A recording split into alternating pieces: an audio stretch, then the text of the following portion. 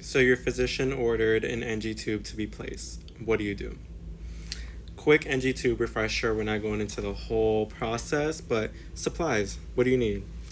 Obviously, your NG tube. Now, the sizing is different than like your IV catheters. So the bigger the number, this is a 14 French, the bigger the number, the bigger the NG tube. So depending on what you're going to be using it for and on the patient, that determines on what size you're going to be using.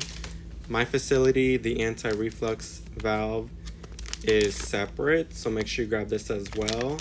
The blue side goes into the blue port, whatever you want to call it, and that just helps make sure the gastric contents isn't seeping out. You don't want the silk tape to secure it to the patient. Cup of water, preferably with a straw, so then when you're going in and they need to start swallowing, they can just start drinking. You're gonna want a blue chuck.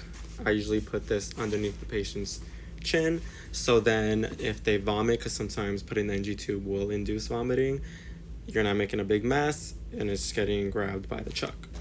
Your irrigation tray, which you're gonna be using the piston syringe in here. Obviously, you're gonna fill it up with 20 to 30 cc's of air just to auscultate with your stethoscope over the stomach to see if it's in place, or to aspirate gastric contents to make sure it's in place. The gold standard for placement is a chest x-ray to make sure it's not in the lungs and to verify that it's in the stomach, or if you need to advance it or pull back some. And that's pretty much it. If you want more details, please let me know. I can go into a whole full tutorial as to placement of an NG tube.